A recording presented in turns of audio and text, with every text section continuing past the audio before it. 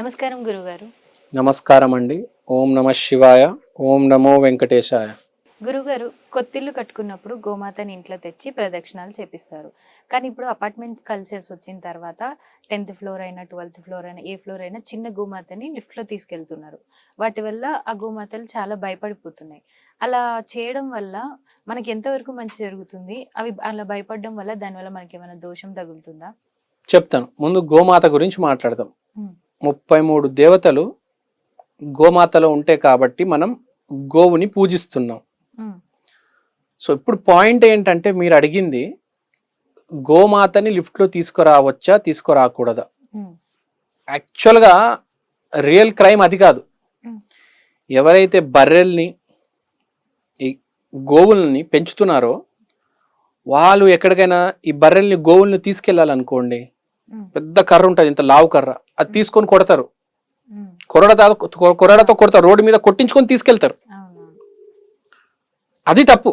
ఇప్పుడు లిఫ్ట్ లో తీసుకొస్తే అది ఒకసారి వచ్చి ఫస్ట్ టైం ఇబ్బంది పడుతుంది, సెకండ్ టైం థర్డ్ టైం దానికి అలవాటు అయిపోతుంది. ఉమ్, లిఫ్ట్ లో మీరేం కొట్టడం లేదు.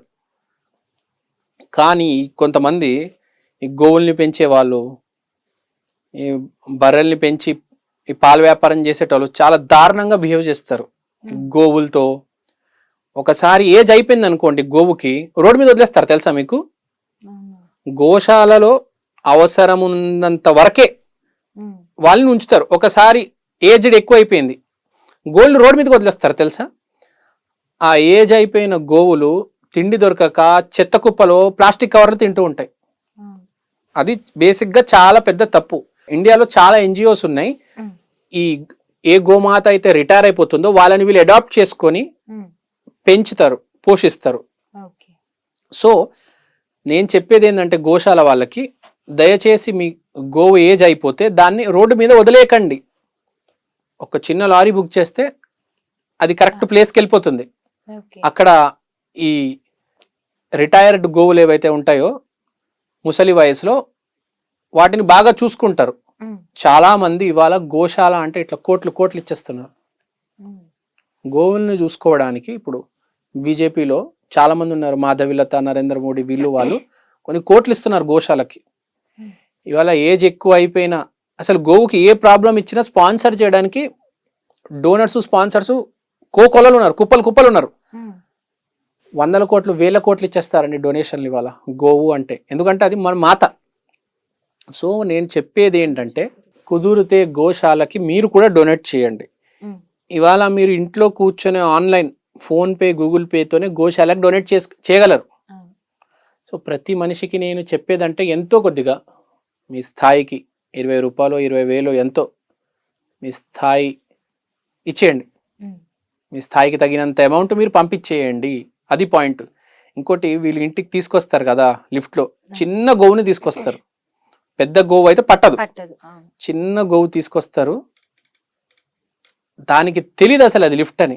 ఉమ్, పెద్ద గోవు అయితే ఇబ్బంది పెట్టేస్తుంది, మొత్తం లిఫ్ట్ తిరిగి కొట్టేస్తుంది. అవును. చిన్న గోవు అయితే 1 మినిట్ కొంచెం ఇటు అటు అవుతుంది, కానీ ఉమ్, కోఆర్డినేట్ చేస్తుంది గోవు. దానికి కూడా అర్థమైపోతుంది.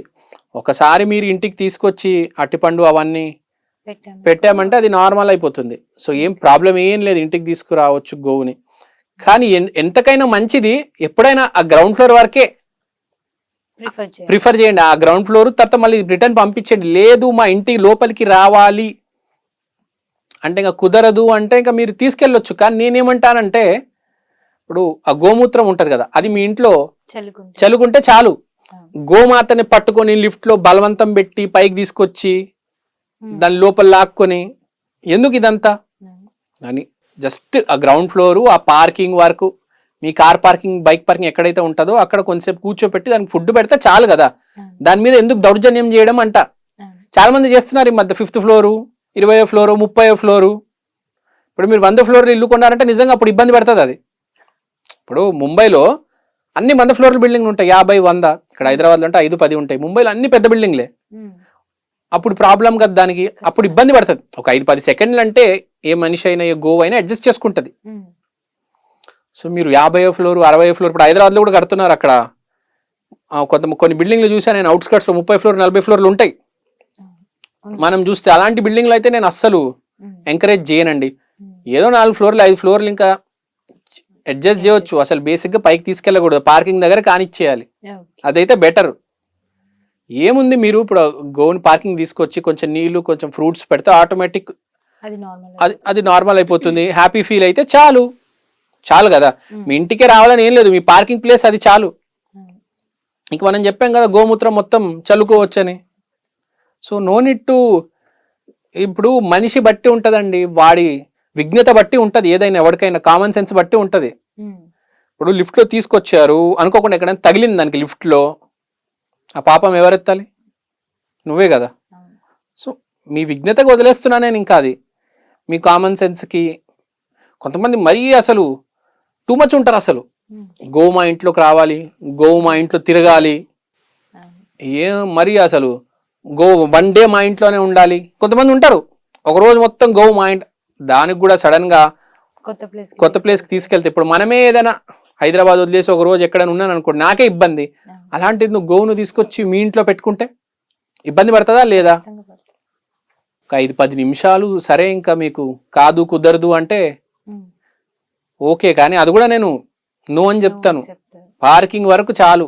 చాలా మంది నేను చూశాను పైకి కూడా తీసుకురావడం లేదు, ఆ పార్కింగ్ దగ్గరే ఒక 2-3 అవర్స్ ఫుడ్ పెడతారు, పూజిస్తారు. తర్వాత పూజిస్తారు కదా పార్కింగ్ లో, ఆ కుంకుమ అది పసుపు,